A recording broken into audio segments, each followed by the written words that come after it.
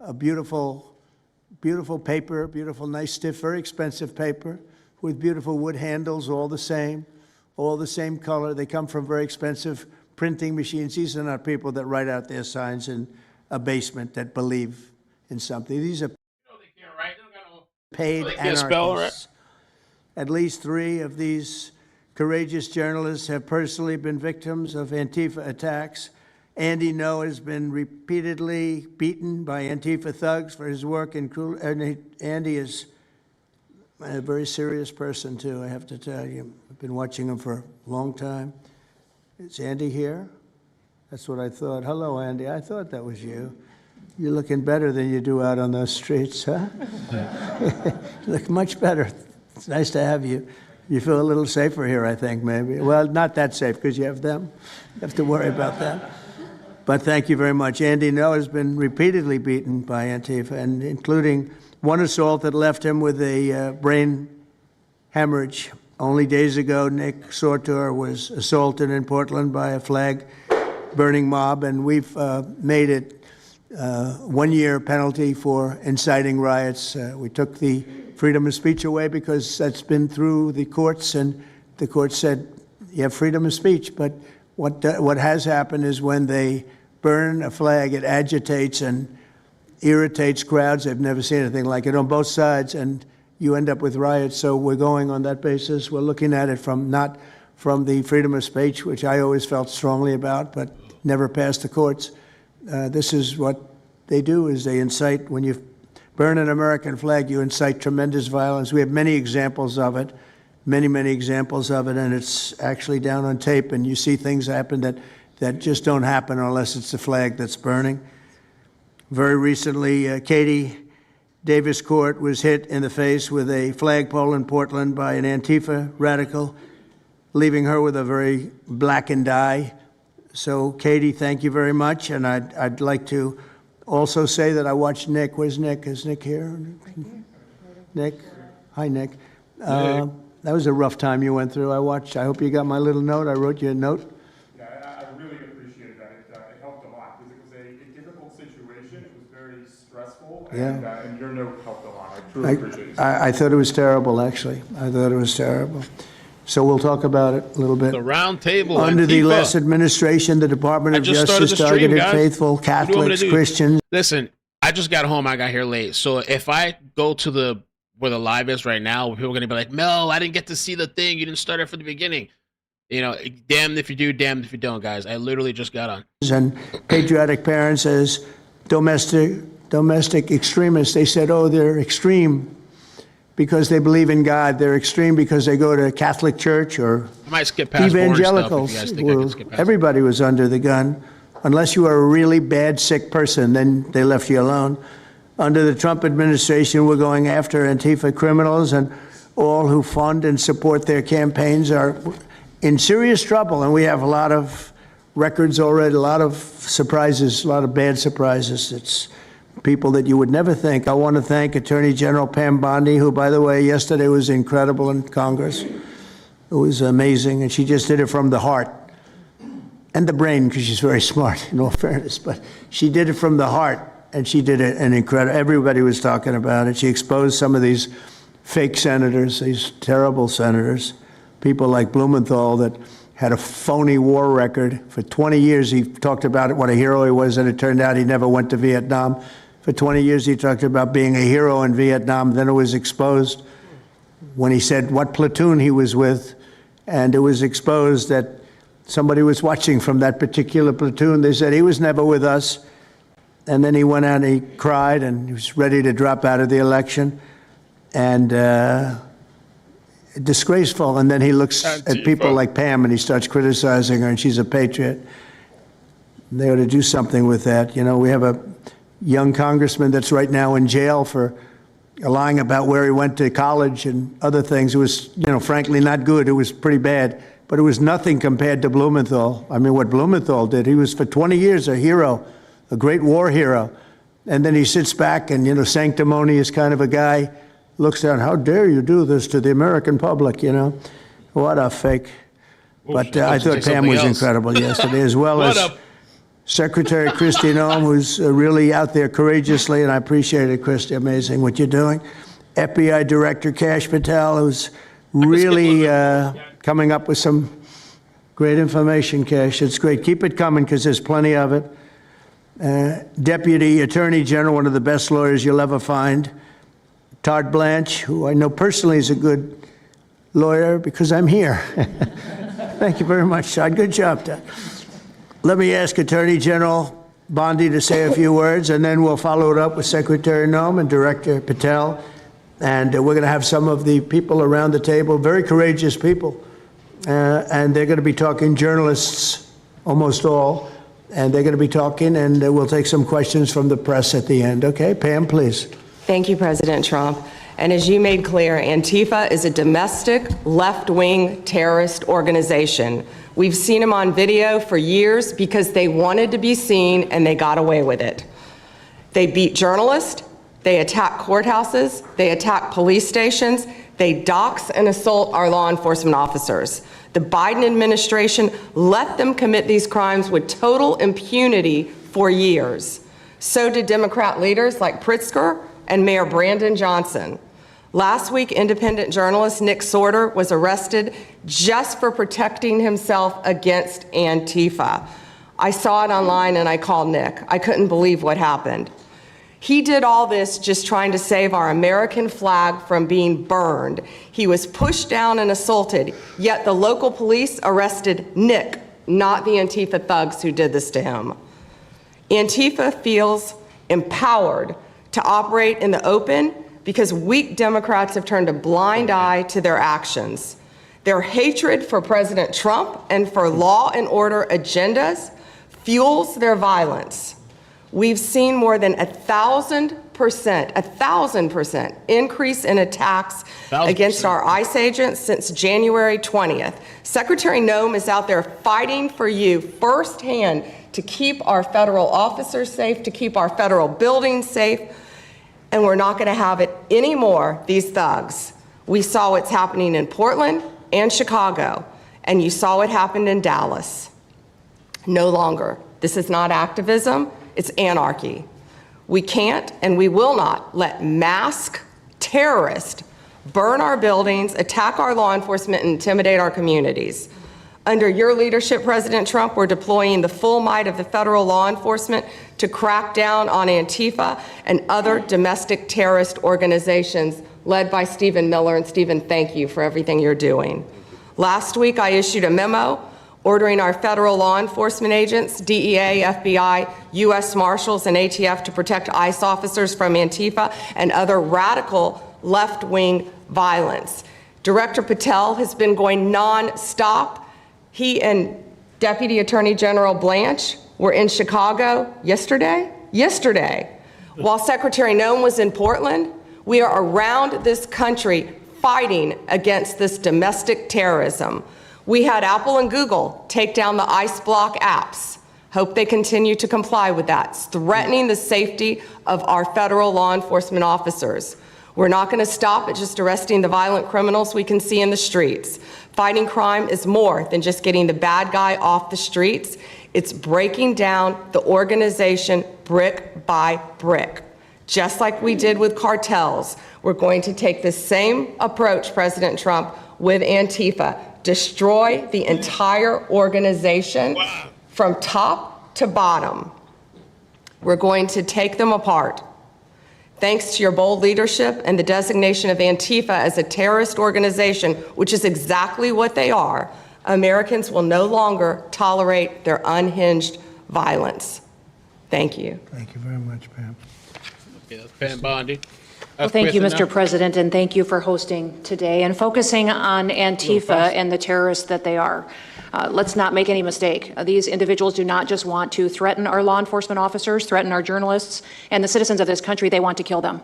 Their agenda is to destroy the American people and our way of life, and this president is standing in their way. He is stopping them from bringing their death and their destruction to the individual citizens in this country that just want to raise their kids and their grandkids in peace and in safety. I want to also thank everyone around this table for being so bold and so brave, for standing up and recognizing the threat that Antifa is to our way of life, by recognizing how advanced they are, how sophisticated their networks are, how they've infiltrated our entire country, and we're seeing them play out with their tactics from city to city, and how they have built out their funding mechanisms. And sir, I also want to thank our Treasury Secretary for his work in getting to the bottom of these funding mechanisms and individuals who are perpetuating this violence on our American cities. I was in Portland yesterday and had the chance to visit with the governor of Oregon and also the mayor. They're in town, and they are absolutely covering up the terrorism that is hitting their streets. Ooh, so she says they're covering up, implicit. While you talked about some of the stories of our ICE agents, our Border Patrol agents, how they have been attacked, how they have been shot at, injured, the damage that they've done, these leaders in these local cities, along with Pritzker and Johnson, ignore what's going on, or, sir, they're helping Antifa cover it up. We have arrested dozens of individuals that are Antifa members or affiliated with them, and I want to thank our Attorney General for prosecuting them and making sure they never see the light of day again. Bars. They have been so bold in making sure we're bringing those individuals to justice. One of the individuals we arrested recently in Portland was the girlfriend of one of the founders of Antifa, and that we are hoping that as we go after her, interview her, and prosecute her, we will get more and more information about the network and how we can root them out and eliminate them from the existence of American society.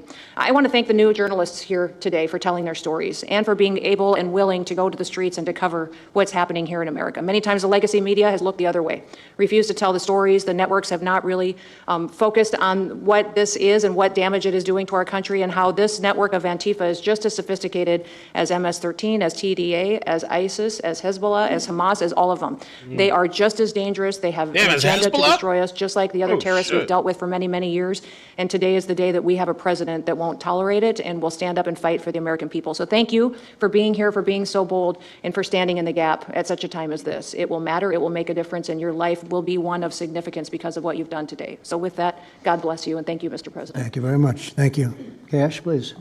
Thank you, Mr. President. Mr. President, the American people gave you a sweeping mandate in your victory in this election cycle, and they demanded safety and security for our citizens. And your administration, with your leadership, has provided us with the resources that we need, which is a whole of government approach to go after criminals absolutely everywhere, not just outside of this country, but within this country. And that takes a whole of government approach. The interagency seated up here with the Department of Homeland Security, our Attorney General, Deputy Attorney General, and your White House staffers, including Stephen Miller's leadership, has allowed us to go out there and map out these networks. What we are doing at the FBI is simple. It does not require rocket science. We are following the money.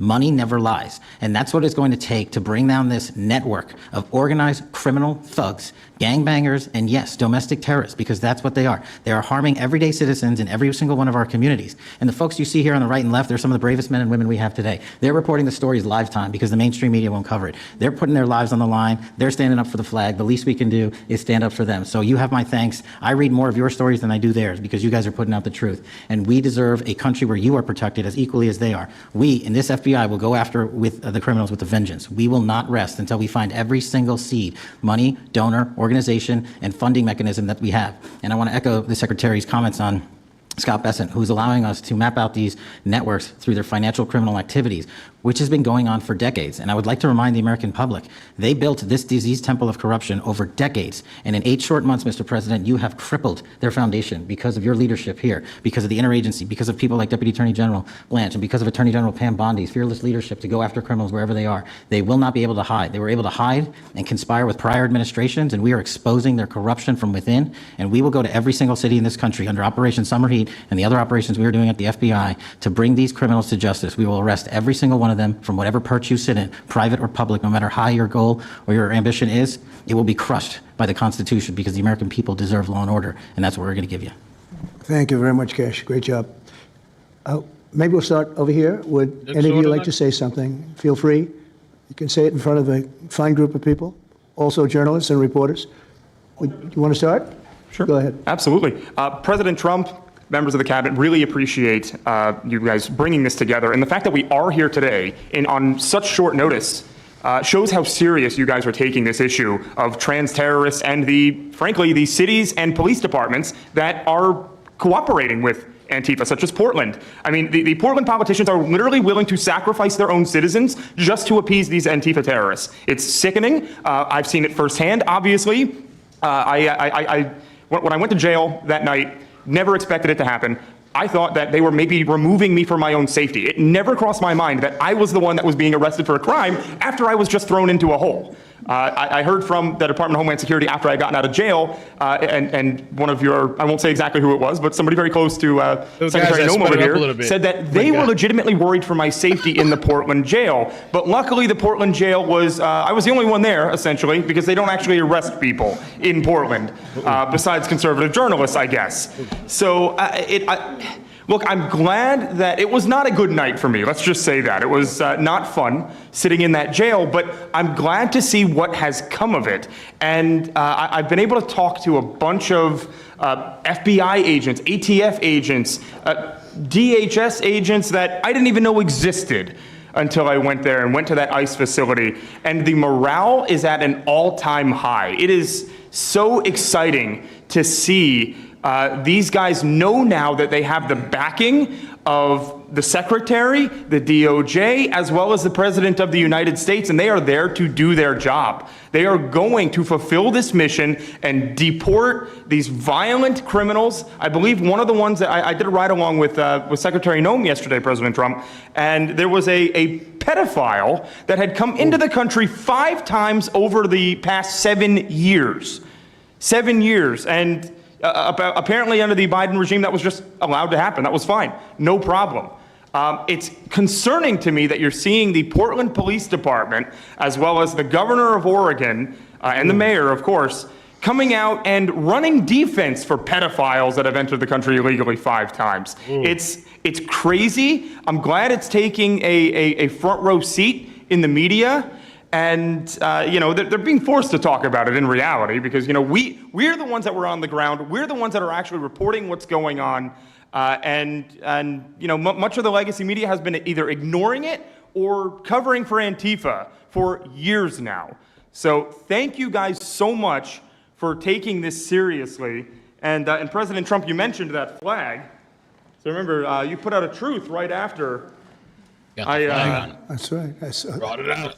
took this flag from that man that was burning it in the street. do you know who he is? Yeah, I know exactly who it is. So why don't you give it to Pam? Give it to the Attorney General, and let's start prosecutions. What? I actually have a second flag that he tried to burn as well. So I have 2 of them from Well, the same you guy. also saw what happened when that flag started burning. Everyone went crazy.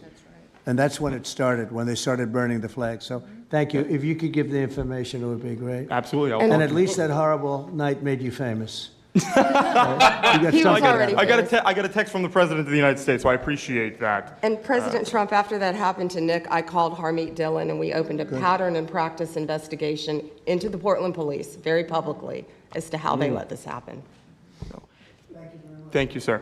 Mr. President, Brandy Cruz, you're going to hear us be very fired up today, and you can tell, and it's because some of us have been covering Antifa for 15 years and have never had anyone in a position of authority even acknowledge their existence.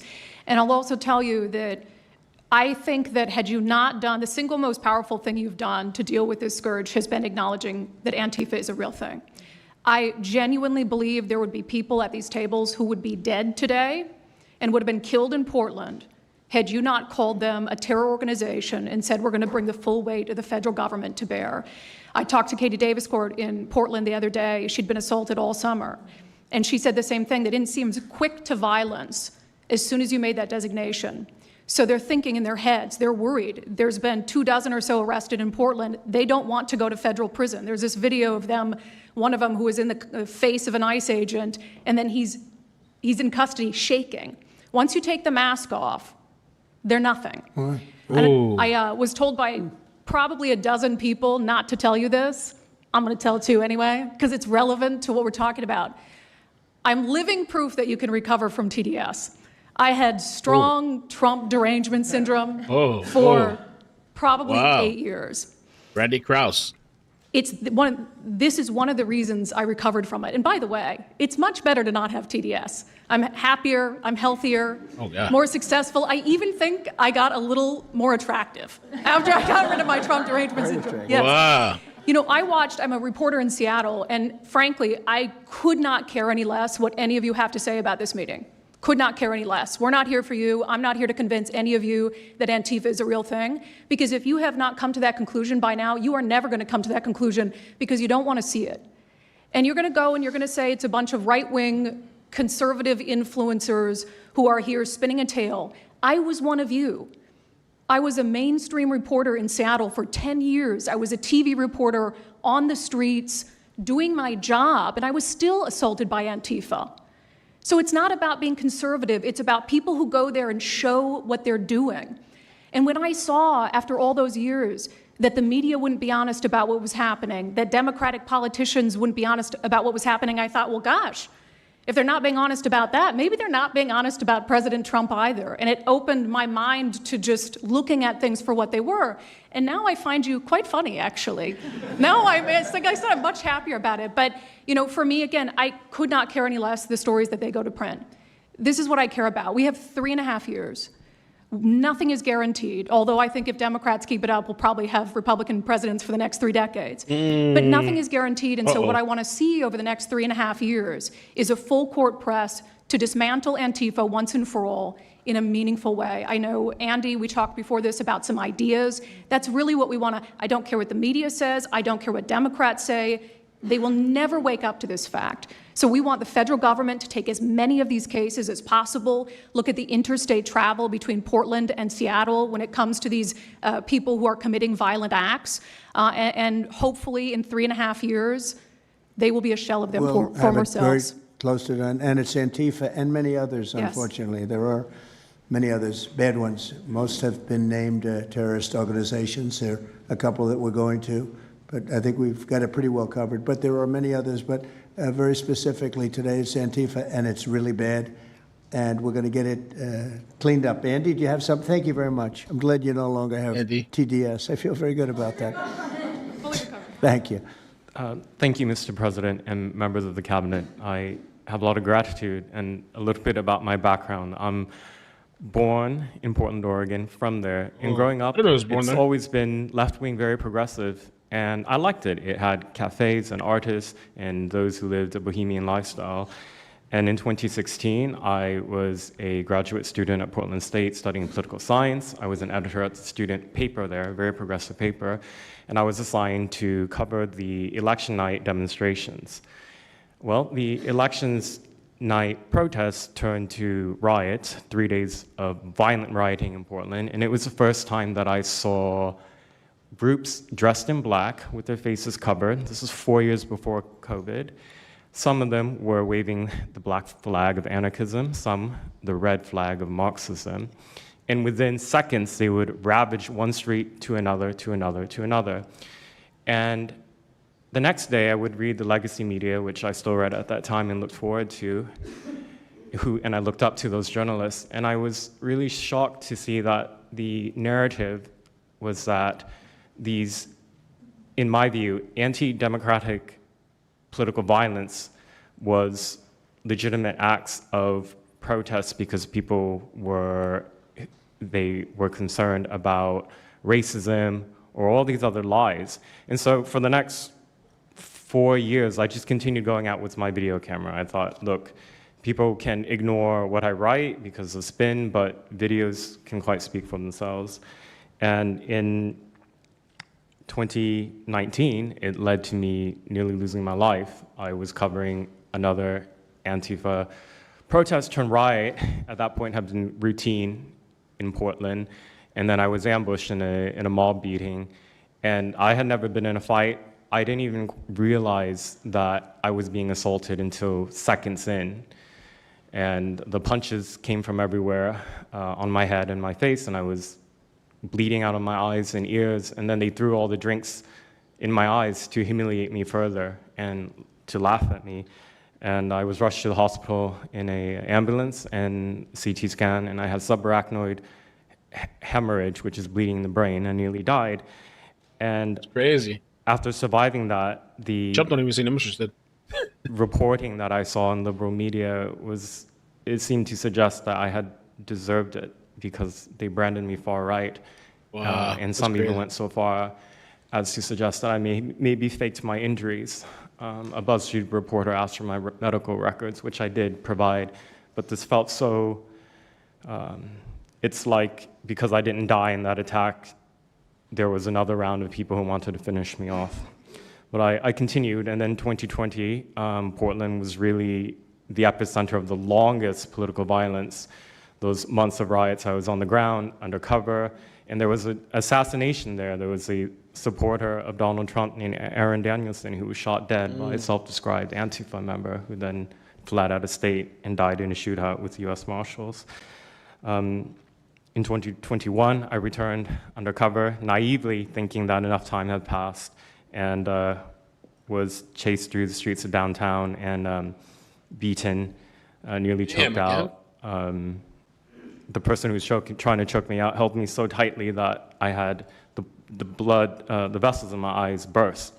So one of the symptoms were my eyes were completely red after that, and I was hospitalized. So thank you so much for acknowledging Antifa and for directing your administration to treat them as domestic terrorists. It's going to be really challenging because how they organize is that they are decentralized, autonomous, and they operate on deception. And we're still to this day told that they don't exist, that it's a figment of our imagination. Just the name. I think the DOJ could look at federal conspiracy charges. The state of California and San Diego County last year broke up an Antifa cell in San Diego. And I think maybe perhaps the State Department should designate Antifa, its international arm, as a foreign terrorist organization, FTO. So thank you so much for this invitation, Mr. President. Thank you very much, Andy. Great. That's a rough time you had, huh? So the chokeout was almost the end, you felt? Yeah, that was my only near-death experience in my life, and I'm quite shaken when I think about it now. It really feels unbelievable to me that on the streets of America that this type of violence against citizens could become so routine and accepted and cheered on by people. Although, in the immediate aftermath of Mr. Kirk's assassination, we saw again that type of depravity play out on quite large swaths of the left. So there's a deep sickness that's in this country right now, and it pains me a lot to acknowledge it. Yeah, the amazing thing is you look at Portland, and you see fires all over the place. You see fights and, just violence. It's just so crazy. And then you talk to the governor, and she acts like everything is totally normal. There's nothing wrong. It's almost like, are you waking up from a dream or something? You see it on your network. You see it all over the place. And it's so bad. It's so crazy. It's like the movies you see for the kids, I guess not only the kids, adults also, where you have these bombed out cities and these bombed out people. It's like worse than that. I don't think they could make a movie as bad. And then the governor will get up and say, I don't know why they're coming here. It's such a wonderful place. And the amazing thing is the people want us to be there. The people, when they get the real people that live there, many of them have left, but the real people want us to be. The same thing in Chicago. So they've had 60, 70 murders over a short period of time. Murders, people that got shot. They've had hundreds of people shot, and then a guy like Pritzker, or this low IQ mayor, gets up. He got up, he's got a 5% approval rating, and the people are all against him. They want people to come. Beautiful black women are wearing a MAGA hat last night on television. Beautiful people. And they said, we don't care who comes, just stop the crime. They don't care, frankly, they don't care if it's National Guard and military. Send in anybody you want, stop the crime. And they're afraid to go out. They can't even go out.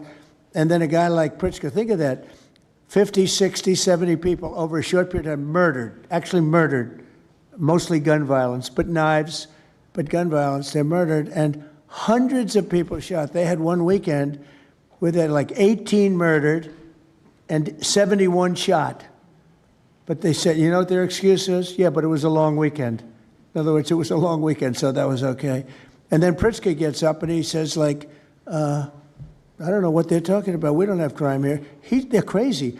I think actually they're petrified. Their families live there, everything else. I actually think they're scared. Pritzker was a failure in his family. They threw him out of the family business. What? The guy's a loser. But you know what? I believe they're scared. They're actually frightened for their lives. Jack, please say a few words. Mr. President, thank you so much for having us here today and holding this roundtable. Antifa is real. Antifa has been around in various iterations for almost 100 years in some instances, going back to the Weimar Republic in Germany. And it's now been just under 1 month since we saw a far leftist murder Charlie Kirk, and we saw thousands upon thousands of people, other far leftists and people in positions of authority, people like nurses and pilots and doctors and HR departments celebrating the death and the murder of Charlie Kirk. This sickness that's out there is absolutely real. And Mr. President, thank you for mentioning the fact that one of the bullet casings read, "Hey fascist, catch" on it. One of the other bullet casings right next to that had Bella Ciao written on it. Now, Bella Ciao is a song that is known in Antifa circles as the international anthem of Antifa. And all of us around this room that have studied Antifa, we're very familiar with these symbols. And Mr. President, I think the situation is getting worse. When you look at people like Luigi Maggioni, in his 20s, Thomas Matthew Crooks, of course, who took a shot at you, sir, the ICE shooter in Dallas, and now this Tyler Robinson, we're starting to see a pattern of more and more murderous violence.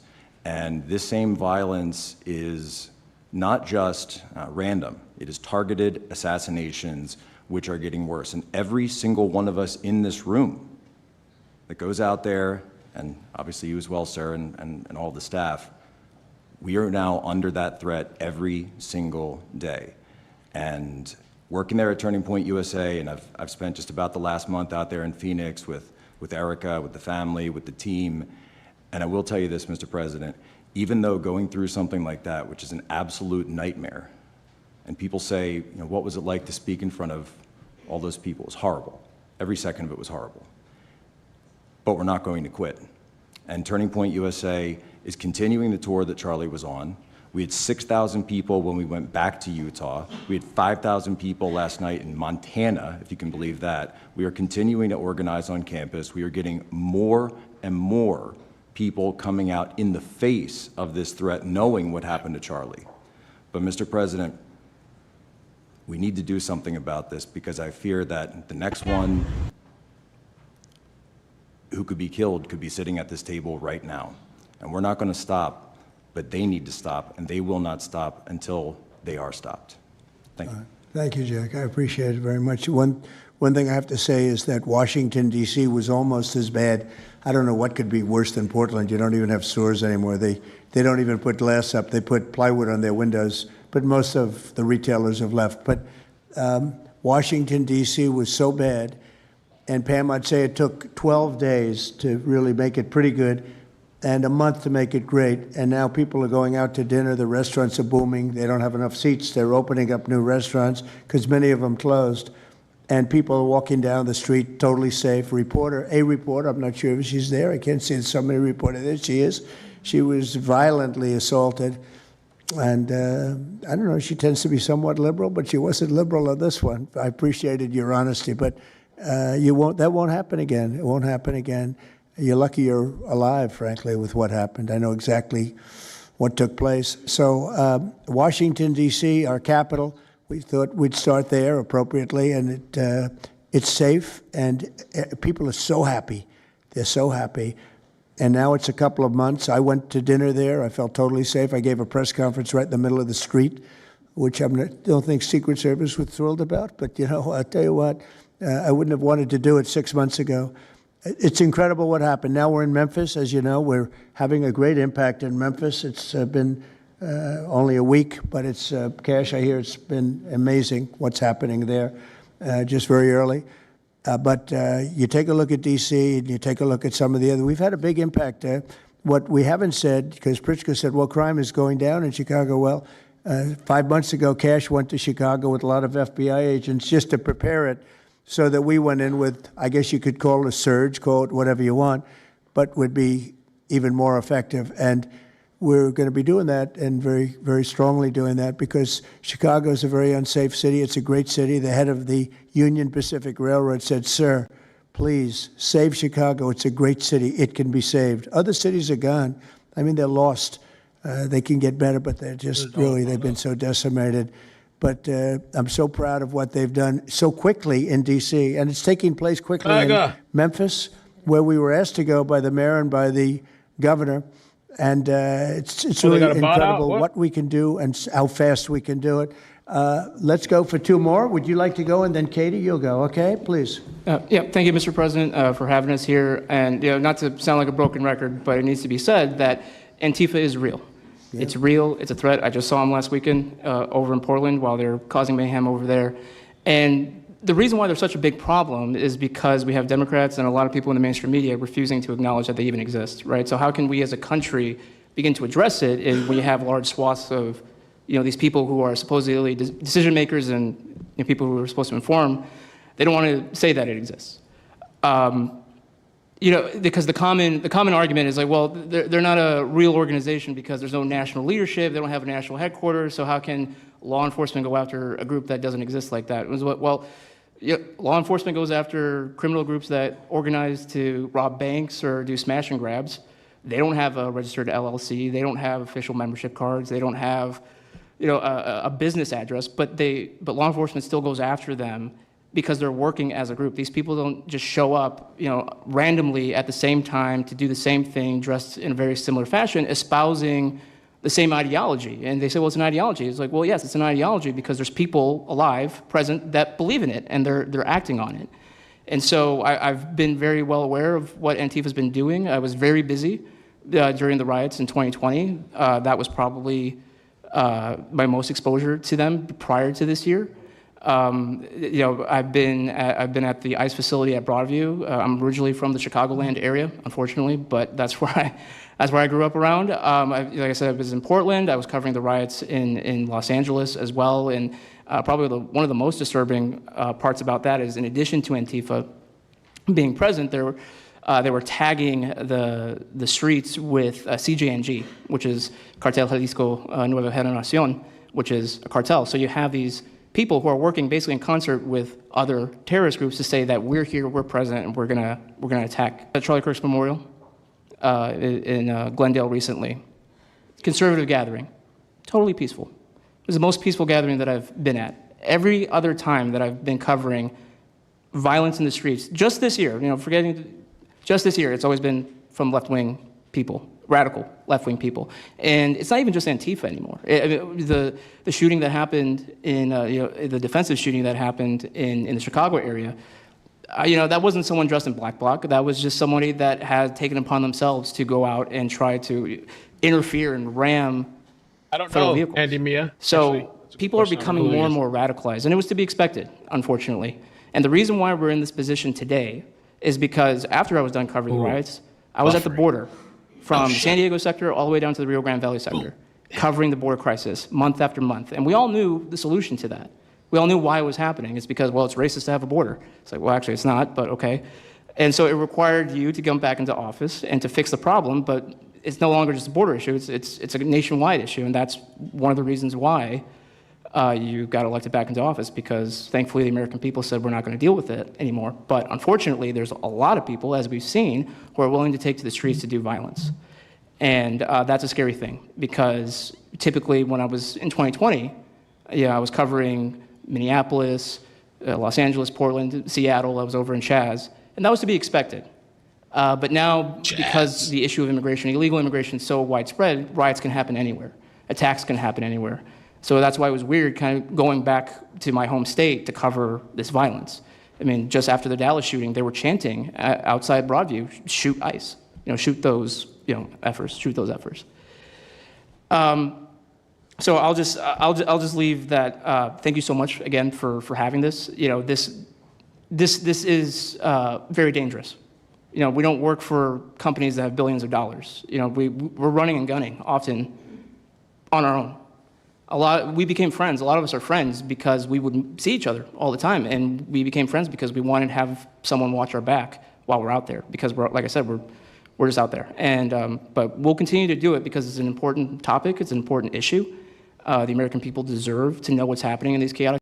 So some people feel this meeting was a PR stunt. Some people feel it's a PR stunt. Some people like it. They thought it was great. Some people thought it's BS.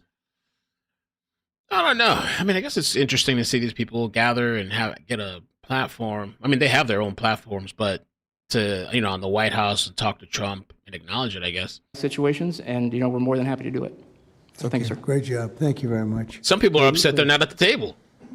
I didn't get an invite to Hi, the Mr. table. President. See, some people saying It that is on an X. honor being here today, and I first wanted to start by thanking you guys for designating Antifa a terrorist group. It's exactly what this group is. It's a long time coming. I'm an investigative journalist from Seattle. I work for the Post Millennial alongside Andy No and Jack Posobiec. I have been infiltrating Antifa cells in Seattle and Portland for the past decade. I know their inner workings, and Antifa uses extreme political violence to crush the civil rights of their political enemies and believes that violence is justified by any means necessary. But today, I want to focus on what is happening in Portland at the ICE facility. I've been covering this for the past 4 months, and this is a call out to corporate media who has completely ignored this story or has falsely reported on it. This is nothing short other than a sustained attack on the United States, which is being supported by Democratic elected officials. The Portland Police Bureau has completely abandoned several blocks outside the ICE facility, giving away their jurisdiction to a terrorist group who has spent the past 4 months harassing, assaulting, and intimidating anyone they perceive to be against their cause. Not only have federal agents been relentlessly assaulted for more than 100 consecutive days, black-clad anarchist militants concealing their identities behind black facial coverings have been assaulting reporters just for trying to cover their crimes. Today, I am sitting here with a black eye and a concussion after being violently hit in the face with a metal pole while reporting outside the ICE facility just this past week. After the attack, I immediately went to three Portland police officers who refused to detain the suspect. I took the time to chase down the suspect in the streets, had her held for 35 minutes. I was waiting for Portland police to come, and they never came. Then that's what opened to my eyes to what this group is actually doing. I watched 20 Antifa militants help my assault suspect escape into an Antifa safe house that is 1 block away from the ICE facility. And this safe house is where Antifa-affiliated protesters are conducting paramilitary operations. It's where they're arresting, they're showering, they're eating to continue this occupation. I have staked out this safe house and have observed shift changes. Wow. This group is highly organized. It is being funded through mutual aid groups, and they have no plans of stopping. Residents living across the ICE facility have been held hostage by Antifa. They're begging for federal intervention. The city refuses to help, and they want you, President Trump, to come in and restore law and order. I want to stress the importance of taking this situation seriously because when I first started reporting on this occupation, I went undercover in Black Bloc. I talked to these Antifa militants. I lasted for about a month. They believe that ICE agents are the Nazi Gestapo who need to be killed. They told me that directly, and I think that if this situation is not taken as seriously as it is, it's just a matter of time before someone gets killed. And thank you for having me. Thank you, Katie. That's pretty incredible. The only question nobody can answer is why. Why are they doing this? They're like insurrectionists. They're terrible people. But you really wonder why. Why are they doing it? What are they gaining other than they're obviously paid? They're paid a lot of money. Go ahead, please. Mr. President, if I can answer that question, the reason why they're doing it is because the same media that's sitting in this room with us has declared all of us at this table Nazis and fascists, and they've been doing this for years. This is why Antifa feels emboldened to attack us. Now, almost every single person at this table has been threatened with a steel bat. We've been assaulted, we've been harassed, we've been threatened, and that is in huge part due to the media. So my message right now is for you guys. Because 2 years ago in... I forgot, I've seen her. Or back in 2020, by the way, I was censored for my reporting on Antifa here in Washington, D.C. You were talking about how safe it is now, Mr. President. It wasn't so safe back then. Back in 2020, I watched as a father was being mobbed and surrounded by Antifa members as his terrified, crying children looked on and the police here did nothing. I watched as a woman had her hair violently ripped out of her skull simply for waving an American flag on the streets of Washington, D.C. And by the way, if you guys try to go and find any of this footage, you won't find any of it because Twitter deleted all of it because our president shared my reporting and they deleted my entire account immediately after. Twitter? So now, if you want to know what happened in 2020, all you're going to see is the media headlines that said that it was fiery but mostly peaceful. Thanks for that one, CNN.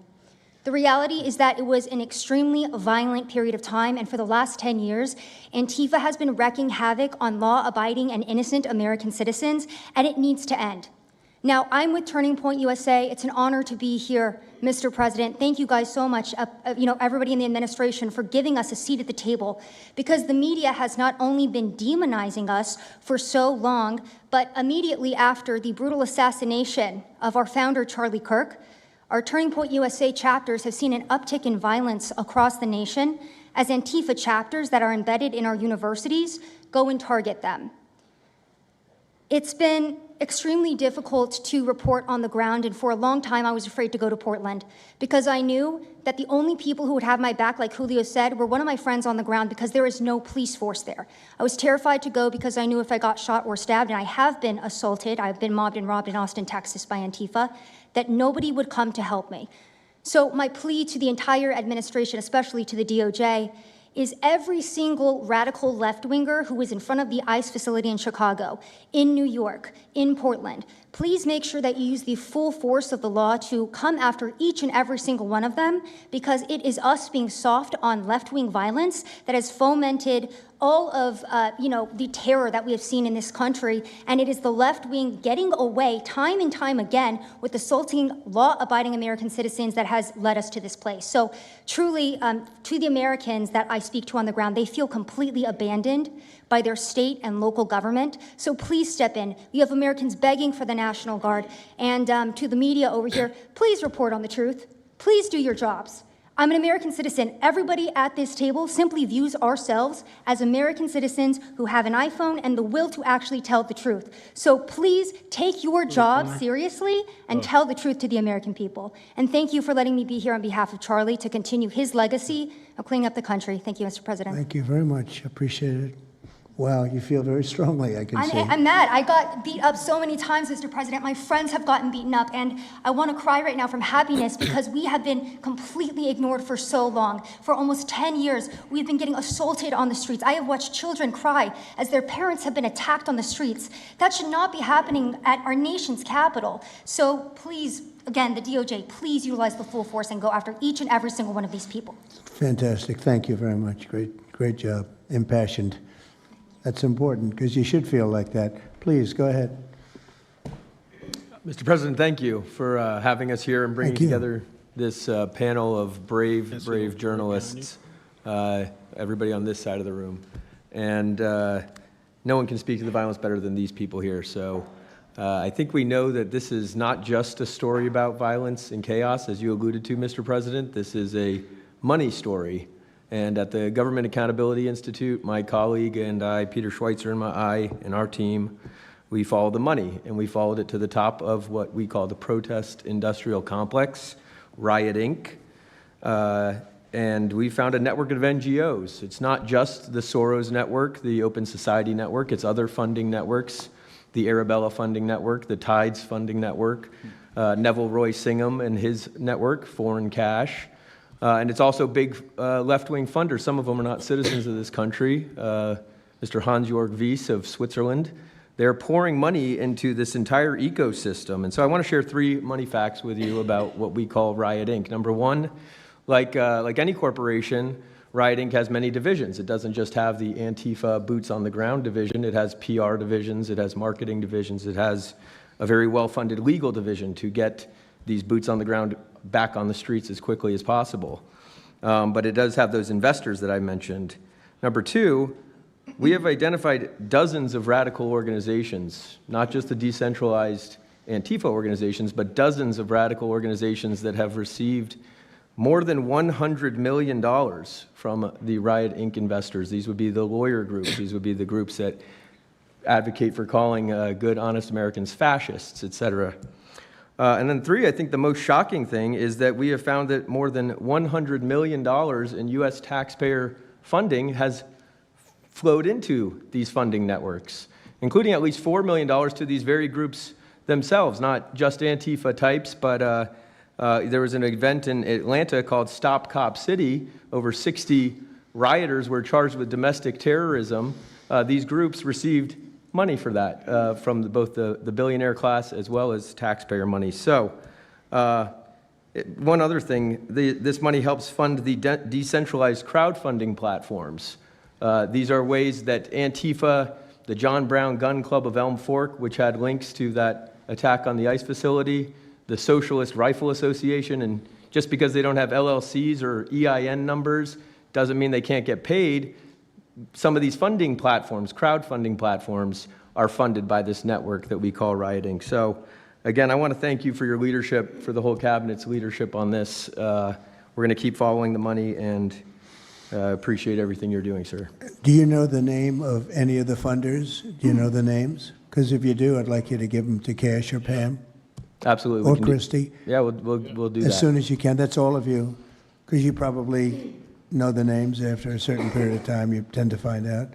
But these are people that do not have good intention for the country, and that's treasonous probably. So if you could, very important, if you could do that, it would be great. Nobody would know better than you. You'll figure it out. Thank you. Please, go ahead. Yeah, my name's Nick Shirley. I'm 23 years old. I'm a 100% independent YouTube journalist. And over the past year or so, I've been able to go to 15 countries. I've hung out with people in the gangs of Brazil, in the favelas, in the prisons of Secot. But yet the most dangerous places I have been here in the United States, unfortunately. And I've had the opportunity to show people about the protest Antifa here in the United States, and there's nothing organic about what they are doing here in the United States.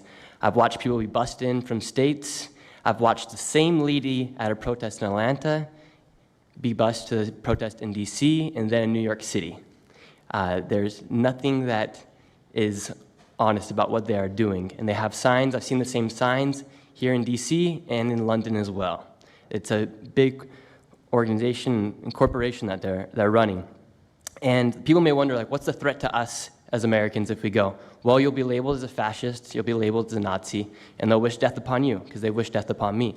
And just last week in Portland, Oregon, I watched a lady get trapped in her car, surrounded by Antifa, and her sister messaged me after seeing the video. She said, the only reason I think my sister was safe is because you were there recording. I also was chased out by a member of Antifa who said he would smoke me. And next thing he knew, a DHS sniper had lasers on his chest. If he was not there, who knows what would have happened that day. These people are very dangerous, and people wonder how they're able to do it. The reason is because these cities are not enforcing the law. And why should these people be worried if the law is not being enforced? And we are not far right, nor are we far wrong. We're just right. And the truth about what's happening here in America with these groups is very dangerous, and I thank you, Mr. President, and your administration as well for acknowledging that. Thank you very much. It's too bad you have to go through it. I know, it's a little crazy, right, Mr. President? Well, you're going to get to the bottom of it, so it's a very important thing you're doing. Thank you very much. Please, Cam. Yeah, I've just got something very short. I'm attacked every time I do my job. When I leave my house to go to work, I am violently assaulted. I've had guns pulled on me. I've been bear sprayed. I've been beaten down. I've been almost killed. So my question for all of you is, how would you feel if every time you showed up to work, masked militants tried to kill you? Because that's how we feel. That's our lived reality. And you guys go and tell us that we're liars, the riots aren't that bad, right? I've never seen any of you guys on the ground. In fact, I've never seen anybody representing the companies you work for on the ground. You guys come to us for interviews that never get published. Stop saying we're lying. We're not. We risk our lives every day to do the job that you guys are too afraid to do. What network would you say is the worst, if I could ask? Oh, man, yeah, that's a real tight spot. Honestly, it's a simple question. And well, there's a lot of people in this pool, and I would say I'm not talking about Fox. I'm not talking about Newsmax or any outlet that resembles them, so I'll let you guys put the pieces together on who I'm exactly talking about. Who would you say, which network would you say? MSNBC, for sure. Oh, they're terrible. I agree. They're CNN, terrible. probably close, yeah. Yeah, I'd rate it that way, yeah. MSNBC, that's Brian Roberts. Yeah. That he allows that to happen is a disgrace. Absolutely. And CNN is second. Yeah, second. I would say CNN is not quite as bad as MS. MSNBC is not really a news site anymore. Oh, MSNBC is sick. They're sick. Well, sir, it's who also else? just the stories that they publish about what's the ICE enforcement operations that are so heavily slanted that it's no longer, as I was saying, no longer just Antifa, but Americans that are becoming radicalized. So they've been very irresponsible with how they've been reporting Who on is it. that? MSNBC, for example, they're Would you rate them the worst? probably. And They who ran would a you rate story- second? Well, they ran a story about an operation in Southern California about how a father of 3 Marines was arrested, and they made it seem like they just did it because he's brown. But there's video of that same man charging at the agents with a weed whacker. Now, I've worked with weed whackers back in the day, and you don't want to be on the receiving end of one of those. So that's why he was arrested, but the story was presented as if it's a brown guy just simply being arrested. And I've been around ICE agents, and I'm a citizen, so I feel fine. But it's just that's why. It's not just Antifa. It's not happening in a vacuum. It's No, it's multiple working in factors. conjunction. I think they work in conjunction with some of the media. I think ABC is very bad. I think NBC is very bad. And CBS has a new owner, so we have hope for CBS. CBS has a great new owner, my opinion. But I will tell you, ABC is terrible. NBC is terrible. NBC's MSNBC too. They changed it. They moved it over legally so they couldn't be tainted by the words MSNBC, but they are absolutely terrible. There are a lot of them. What about independents? Independent networks. They're a little bit better, but I would say that we're an example of how you don't need to be part of a super large company to be able to do just basic journalism. All you got to do is sit and record, and you'll let the story play out. And that's why they hate us. That's why Antifa Well, I targets watched us. a level of dishonesty that's incredible, where answers are changed. Like just before the election, an answer was changed by Kamala. She gave a horrible, death-defying, election-defying answer, and they took the answer out and they replaced it with another answer that she gave 5 minutes later, having to do with a different subject, but at least it wasn't election-defying. No, the level of dishonesty with the media is incredible, whether it's on Antifa or many of the other groups. You're talking about Antifa, and I know that's close to your heart because that's the one that's most affecting you, but there are others that are as bad or almost as bad as Antifa, having to do with different people, different sections of the world, but it's terrible. We're not going to let it go on in this country. We're not going to let it go on. And a big problem is not all of them, but some of the networks out there. And you do wonder why. You really do. Okay, please. Go ahead, yeah. Mr. President, thank you again. Thank you. My name's Jonathan Cho. I am an investigative reporter for Frontlines Turning Point USA. I'm also a senior fellow at Discovery Institute in Seattle. And I cover far-left extremism as well as the homeless drug crisis in America. And I find it oftentimes those worlds intersect. And hot off the presses, what I wanted to bring to your attention today is a report from a Capital Research Center here in D.C. in conjunction with Discovery Institute. They just put out this study right now. And what it shows is that Antifa is heavily embedded in the homeless and housing nonprofit sector. In many cases, the homeless industrial complex is running cover for Antifa. Antifa is benefiting from American tax dollars, and they're essentially being used as the muscle. Let me give you an example. There's a group called Stop the Sweeps in many U.S. cities right now. They get in front of encampment sweeps. What they're doing quietly is they're bringing in Antifa militants to manufacture a crisis to make the police look bad. Another group right now that is behind Antifa and working with Antifa very closely, based on the research that we have right now that we're going to give to you and your team, are the Democratic Socialists of America, also known as DSA. Again, these far-left progressive groups tend to be aligning themselves with Antifa.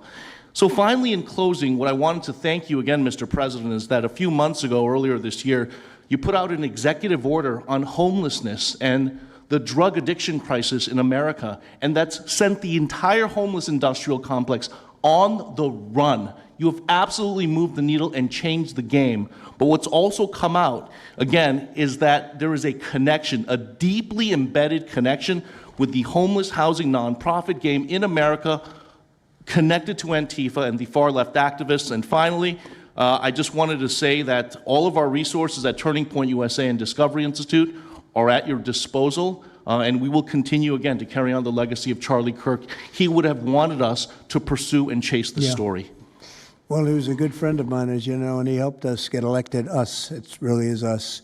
It's even some of them, but not too many of them, not enough of them. And did you notice when we mentioned CNN and MSDNC, the cameras went off. 2 of the cameras immediately went off, but they're not going to cover it anyway. The problem we have is that this is a very important meeting, but you'll see very little press about it. These are major statements being made by major people, including the people right here, and you're not going to see too much about it. They don't like to cover this kind of thing. So it's very dishonest what's going on there. I think the press is a big factor. Please, go ahead. Thank you, James. Mr. President, thank you so much for having us all here to bring attention to this matter. You did mention MSDNC, CNN, a handful of those other outlets that have been lying about, various things, but especially what ICE, the brave men and women over at ICE have been doing. I was talking to Antifa members in Portland the other day, and a lot of these people genuinely believe, they buy these lies, and they genuinely believe that they're fighting against literal Nazis and not brave men and women that are putting their lives on the line to basically, enforce basic immigration law, right? That everyone seemed to agree with up until maybe a few years ago, a handful of years ago. So once again, thank you so much for having me. My name is James Klug. While my primary job is traveling around the country, having conversations with Americans about various political topics and issues, I have had a lot of run-ins with Antifa over the last 5 years. And I do think that Antifa is a primary reason why many conservatives are afraid to go out and protest and make their voices heard and maybe bring friends and family to a demonstration and exercise their First Amendment right, because they are literally deathly afraid. And I talk to these people all the time. They're afraid of militants showing up in black bloc and hurting them and their families. And, I've personally witnessed Antifa assaulting hundreds of police officers. I've witnessed them firebombing police departments and federal property. I've witnessed them making death threats against federal agents, police officers, journalists. I think I've witnessed every single person here, maybe not personally, but I've seen them get, hunted down and attacked. And so, this is a group that is responsible for a good percentage, if not a majority, of the violent riots in 2021 and 2020 when Democrat mayors had a kind of a hands-off approach with these left-wing militants. Just as a quick reminder for everybody, we're talking about dozens of murders that happened in those riots. We're talking about billions of dollars of damage to property and communities all over the country. We're talking about thousands of officer injuries. So this isn't just like some little thing that they're, they punch a journalist here and there. No, they're responsible for a lot of damage and a lot of people that have, unfortunately died and basically suppressing people's voices, And so what I did want to talk about is to get this footage, almost every single person in the room here, to get this footage, you have to go undercover because you are at risk of being beaten or worse. You have to go undercover. You have to film low key to capture them committing crimes. This is stuff that the mainstream media was not doing and has not been doing. They'll show when Antifa is maybe, it's a little bit more peaceful, and they'll show when it's more mellow, but they'll remove the cameras when things get violent and it's actually dangerous to be here. And I have personally witnessed legacy media vans showing up at a riot 300 yards away, getting out of the vehicle, filming for 30 seconds, saying something like, fiery but mostly peaceful, packing up, and to add insult to injury, you have Democrat politicians that are saying, it's just an idea, right? That's all this is. So it's just an idea. After all of this chaos, it's just an idea. Well, that idea has threatened to kill me and many of my friends that are here today. So, Mr. President, thank you so much for bringing this to the forefront. And it's definitely making a big change. Really appreciate you. One question. So why is it there are numerous groups? Antifa is terrible, but you have other groups that I guess probably are almost as bad or just as bad. Not one other group was mentioned. I'm sort of surprised at that. You just come into contact with Antifa? It seems to be that you mostly come into contact with Antifa. Please. There's a lot of overlap. And I would say that, for instance, Jonathan brought up the Democratic Socialists of America. They're basically the same thing. There's a lot of Democratic Socialists of America who are out there in black bloc, hiding their faces. And so I think we use, and I do understand, for the record, I do understand the challenge, as Andy pointed out, with Antifa as a graspable entity. I do. But at the end of the day, when you look at behavior, you prosecute behavior, right? We're not prosecuting ideas or ideology, you're prosecuting behavior. So whether you can prove that this amorphous thing is Antifa or someone has a patch that says Antifa, it doesn't matter. You know, did they assault someone? Did they assault a federal agent? Were they engaged in rioting? What is it? And so they're always using that, oh, well, they don't call themselves Antifa, even though some of them literally do. It's called Rose City Antifa. How long has it been around in Portland, Andy? Since 2007. They call themselves Antifa. In Seattle, I was outside the federal building, and they were yelling, there's no police here, this is Antifa land. And then at the same time, Democrats, like our governor, oh, Antifa is an idea. But yeah, I think Antifa can overlap with a lot of other entities and organizations. Okay, very good. Thank you. You know, President Trump, I just wanted to add this real quick because you were asking which mainstream media outlet is the worst. What I think, it's any of them that decided to call Kilmar Abrego Garcia Maryland Dad. Because when I'm out there on the street talking to these people, you know, they call Maryland Dad is this human, he's actually a human trafficking MS-13 gang member that's illegally in the country. But the amount of people on the street that I spoke with that thought that he was a U.S. citizen that was being deported to Uganda is dangerous. These people genuinely believe, based on what comes out of the garbage standing over here, that you guys are deporting U.S. citizens.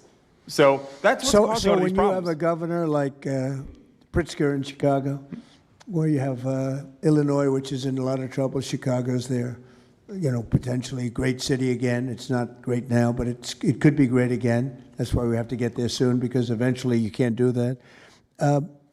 What makes a man like that say that things are wonderful? Why doesn't he say, we love that President Trump is going to come and help us clean up Chicago and make it safe again, as opposed to fighting us and pretending that there weren't 50 murders and 200 shootings and all of that? Why is that? Go ahead, Nick. To spite you. To spite the administration. That's simply what it's about at this point. Because, you know, if you go and talk to some of these citizens, like I'll use Portland as an example again because I've been there for so long now. You talk to the neighbors that live in the apartments next door to the ICE facility. There are veterans with PTSD that live there, and they're here all night long screaming, fireworks being lit off by these rioters, children crying because they, you know, can't sleep at night and they're scared of all the noise outside, and they can't leave. They can't. I mean, they got a lease. You can't just leave. These people aren't wealthy individuals, and that's one of the major problems here. And these people are afraid to come out and speak out. And they're getting no help from their government at all. They've been begging for the noise ordinance to be enforced outside of their apartment complex for months now, and the city of Portland has ignored them every single time. The victims are, as I said, they're afraid, but the governments aren't doing anything because they want to spite the administration. It's all political. And the politicians make you feel like you're foolish, like there's something wrong. Like, how could President Trump be saying that about Chicago? And yet the night before you see that, you know, 11 people were shot, 5 people died, and you have him talking about like it's a wonderful situation. They make you feel guilty. And a lot of people don't get over that. They just don't get over it. I think they convince the people. Do wealthy people leave too or not? Places like Portland, are the wealthy people leaving? People that can leave, are they leaving? I think that they're moving to the areas that have been gentrified. I mean, the Oregon governor, when she was saying, we don't need Trump here, she's walking around, it's a very tight shot, if you notice that. And she said, Portland's just fine, you know, look at me. And they'll focus on the couple areas of Portland that are very nice. Well, she was saying that, and there were explosions in the background. Yeah. I mean, there was a reason they cropped it in. Explosions in the background. Sir, Anybody have anything else to say over here?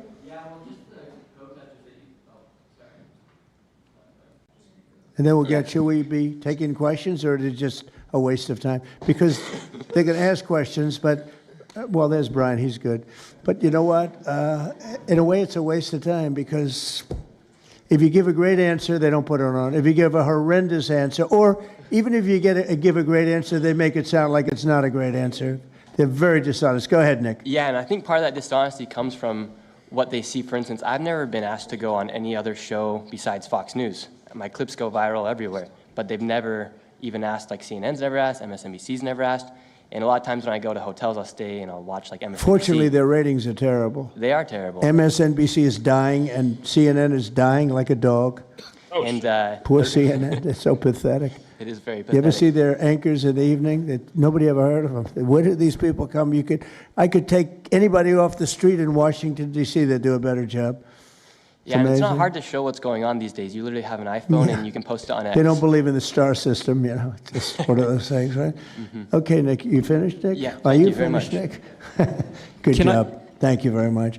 Well, you've been through hell, I tell you that, but you're really incredible patriots, incredible people. Go ahead, please, Brian. Brian, go ahead. Taking I'm so Q&A. grateful for each and every one of you here right now, and I'm very grateful that my network, Real America's Voice, has partnered up with many of you. Jack Sobin, you have a show on a network. Many of you Just doing a Savannah, promo. have appeared on a network as well. So thank you for being here. My question is this: in terms of following the money, I would just notify that the city of Austin is cleared to vote tomorrow to basically waive a $120,000 fee so that a No Kings, basically an anti-Trump rally, can occur in their city. They're bypassing the fees, rolling it to the taxpayers. So my question is to you, what can the people of Austin, Texas do right now to make sure that their tax dollars don't fund a No Kings anti-Trump rally coming up? Well, you just tell me that I would love to do something about that. Bring a lawsuit, do something. The best thing you can do is have honest elections, because the elections are totally rigged in so many of these places. You take a look, the people, they're all loving you. They can't breathe. They love so much, every one of them. You don't see one negative, then all of a sudden you lose the election by 20 points. The elections are so rigged, and we proved that in 2020 more than any other time. But even the last election, there were areas that I won by much more. We won in a landslide, but I actually won in more of a landslide than we thought. I said, you got to get out, make it too big to rig. And fortunately, the people made it too big to rig. They tried. But the biggest thing you can do is have honest elections. If you don't have, and you need great media. You need borders. Wait. You need borders. You need honest media, you need honest elections, and you have a great country, and you need all three of them. Yeah, go ahead. To a lot of these radical groups that you talked about inside here. So thank you for removing. I would like you to make a big deal, though, if they're waiving a fee, but I guarantee they wouldn't waive it if it was it's not Trump. If it were a conservative rally, they wouldn't be waiving it. So maybe you can look into that, Pam. Todd? That sounds like one for Todd, Pam. Go ahead, Todd. Good luck. Thank you. Proof that Antifa actually. Who are you with? I am with What network? I'm with Al Arabiya. It's an Arabic network based in Riyadh in Saudi Arabia. But I am the foreign pooler today.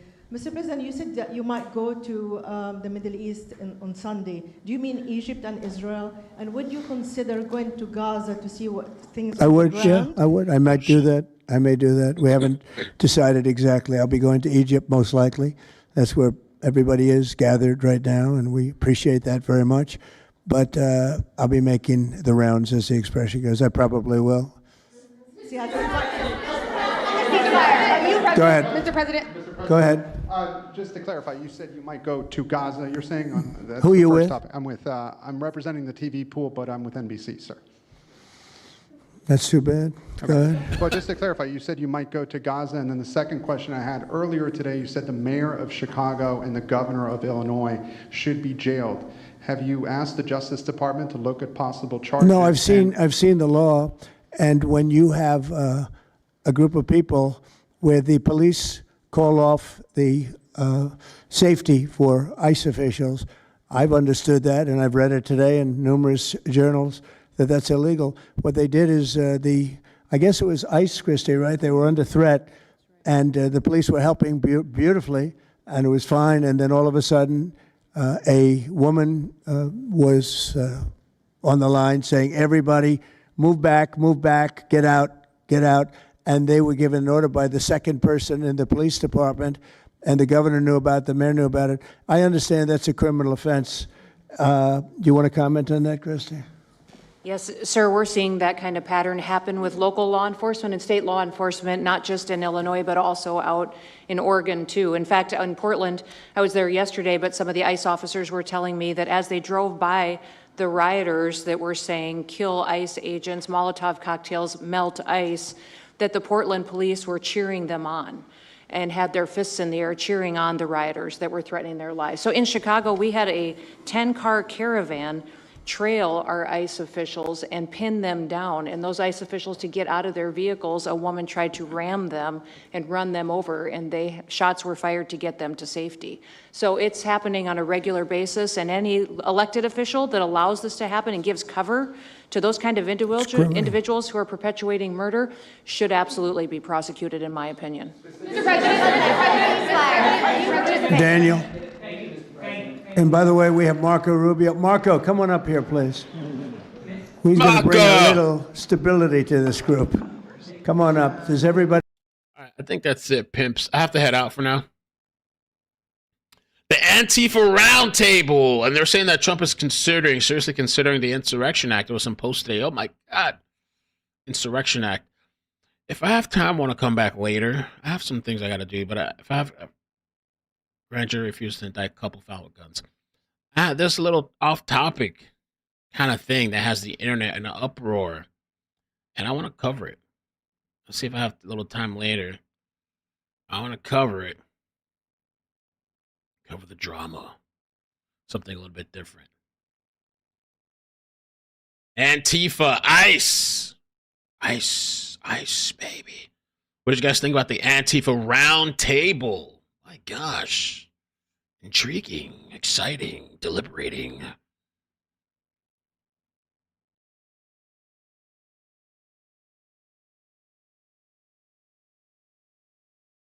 Yeah, I'm gonna see him in a little bit. Once I get things settled, if I come back, I gotta cover this bullshit. Got it. I can't let it go. I gotta make a thumbnail, title, and we gotta talk about it. Maybe we'll do a poll in the chat too when I come back. So please, if you turn on, I'm missing the best part. Are you kidding me? Who, Marco Rubio?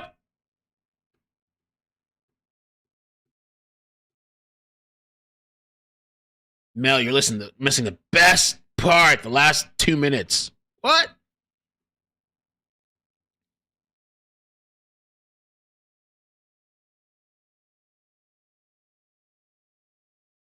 Jimmy Kimmel's already irrelevant.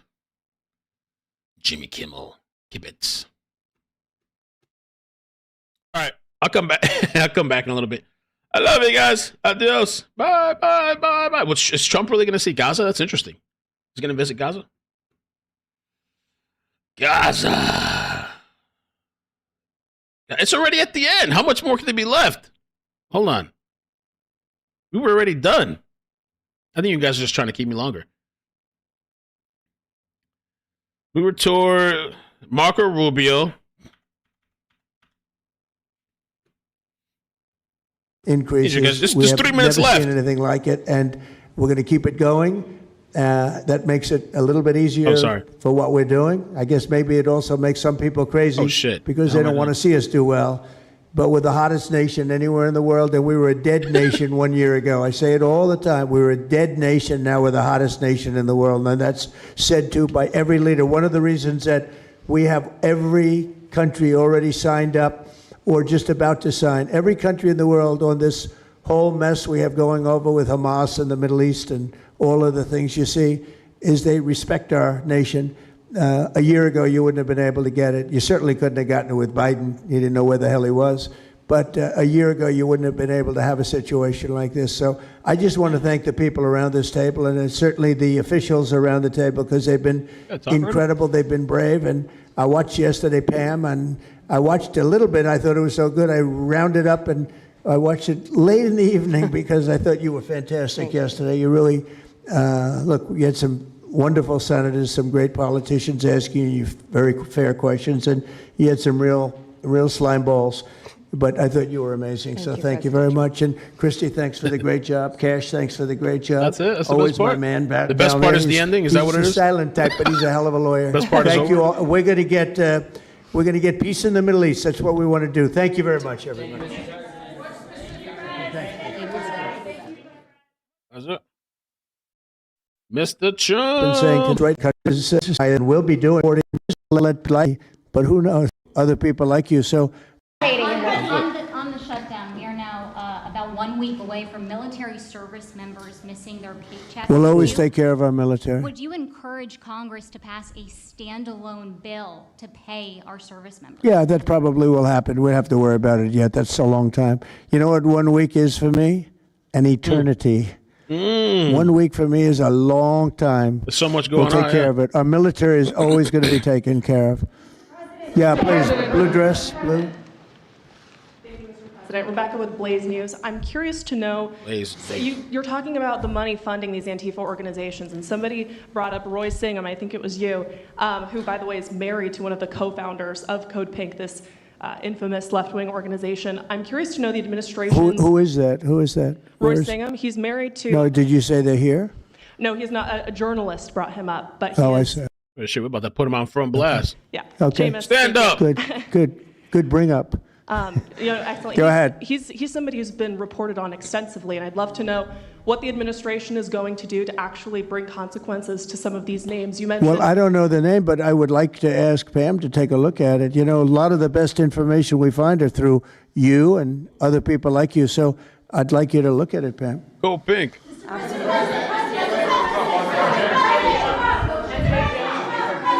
In the back, please. Mr. President! Compelling proof that Antifa did infiltrate on January 6th, dressed up like Trump supporters and incited What? violence. Is that something that you would want the new J6 committee at Congress to look into? Well, I've heard that. They dress up like, they're fresh out of MAGA, but they have nothing to do with MAGA. And they make trouble and they try and blame it. And yeah, we know some of that and we will be acting on some of that. We've seen it. So I think you could stay a little longer, but the problem is, although you have some very honest journalists in here, you also have some largely dishonest journalists like MSDNC and CNN. I think they're very dishonest, unbelievably, like a waste of time even talking to them. But I have to go now to try and solve some problems in the Middle East, although I'm very well represented by our Secretary of State. He could probably do an even better job than me. But who knows? We don't want to take any chances. So we're going to go and do that. If you'd like, Pam, would you like to stay for another 5 minutes, 10 minutes while we have all these great people? And I'll let Pam and Christy take over and